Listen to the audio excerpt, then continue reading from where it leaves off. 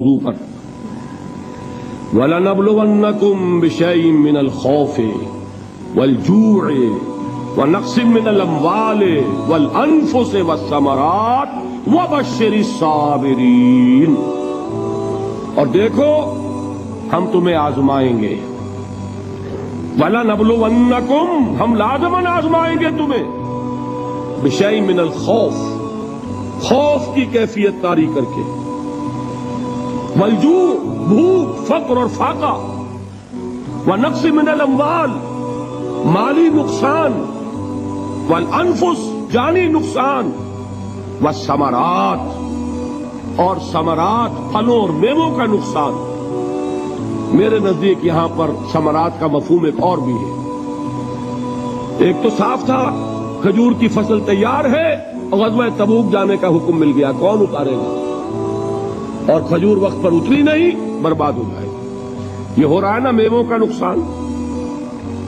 اور میرے نزدیک یہاں یہ بھی ہے، بسا اوقات بہت سی محنتوں کا نتیجہ انسان دیکھتا ہے کہ ضائع چلا گیا، میں نے 10 سال محنت کی، حاصل کوئی نہیں نکلا۔ یہ ثمرات کیا ہے؟ محنتوں کے ثمرات کا ضیاع۔ کوشش آپ نے کی، قسمت کی خوبی دیکھیے، ٹوٹی کہاں کمن، 2-4 ہاتھ جب کے لبے بام رہ گئے۔ Be prepared. ایک شاعر کے یہ اشعار ہیں، وہ کمیونسٹ تھا، میں نام بھی نہیں لیتا، لیکن یہ کہ یہ اسی انقلابی، چونکہ ان کا بھی ایک انقلابی نظریہ ہے، انقلابی عمل میں یہ سارے مراحل آتے ہیں۔ کوئی سیٹ بیک آیا فرض کیجئے، کوئی ناکامی ہو گئی، تو اپنے ساتھیوں کو دل بدھانے کے لیے یہ فصل امیدوں کی ہمدم اس بار بھی غارت جائے گی، سب محنت صبحوں شاموں کی اب کے بھی اکارت جائے گی۔ میرے نزدیک یہ ثمرات کا جو لفظ یہاں آیا ہے، وَنَقْصٍ مِّنَ الْأَمْوَالِ وَالْأَنفُسِ وَالثَّمَرَاتِ، سب محنت صبحوں شاموں کی اب کے بھی اکارت جائے گی۔ دھرتی کے کونوں کھدروں میں پھر اپنے لہو کی کھاد بھرو، پھر مٹی سینچو اشکوں سے، پھر اگلی رت کی فکر کرو، پھر اگلی رت کی فکر کرو، جب پھر ایک بار اجڑنا ہے، ایک فصل پکی تو بھر پایا، تب تک تو یہی کچھ کرنا۔ ایک مقصد ہے سامنے، انقلاب برپا کرنا ہے۔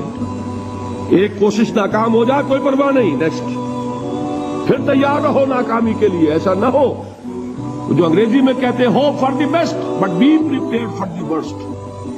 ایسا نہ ہو کہ دوسری مرتبہ ناکام ہو کے بددل ہو جاؤ، تمہاری ہمتیں جواب دے جائیں، نہیں، پہلے سے تیار رہو کہ دوسری مرتبہ بھی ناکامی آئے تو آئے، لیکن جب تک کہ کامیابی حاصل نہیں ہوتی ہمیں یہ کام کیے تھے۔ دیکھیے سیرت میں آیا کہ نہیں یہ واقعہ؟ بدر میں مسلمانوں کو فتح ہوئی تو احد میں زک پہنچی کہ نہیں؟ 70 صحابہ شہید ہوئے کہ نہیں؟ اگر ان کی ہمتیں جواب دے جاتی تو گاڑی کیسے چلتی آگے؟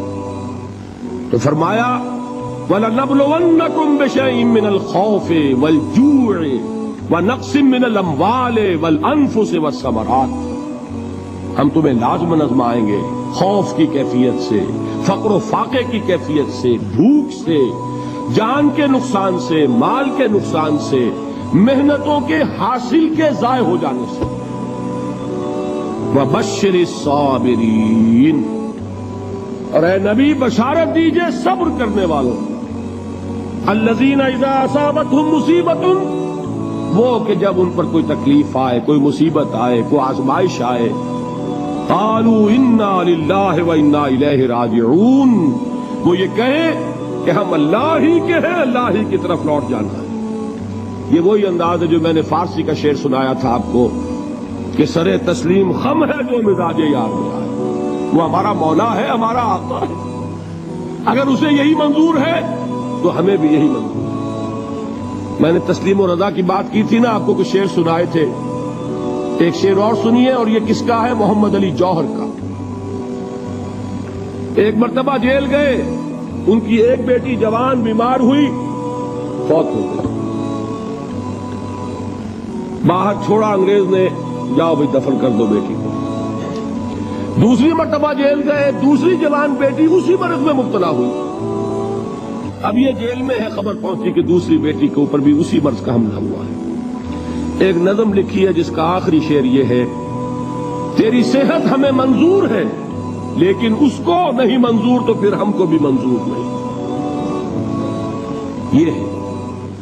جب تک یہ کیفیت نہ ہو اس میدان میں آدمی ثابت قدم نہیں رہ سکتا کہ میرے رب کو اگر یہ منظور ہے تو یہی مجھے منظور ہے. اور تیری صحت ہمیں چاہیے تو ضرور لیکن ہمارے رب کو منظور نہیں تو ہمیں بھی منظور. راضی برضائے رب.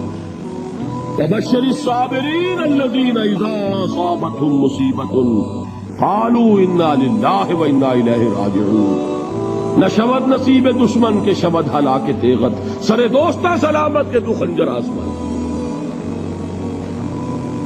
اولئک علیہم صلوات من ربہم ورحمہ. یہی ہے وہ لوگ جن پر ان کے رب کی طرف سے ہدایتیں ہیں اور رحمتیں ہیں. اولئک ھم المہتدون. اور یہی ہے وہ لوگ جو کامیاب ہونے والے ہیں, ہدایت پانے والے, ہدایت یافتہ.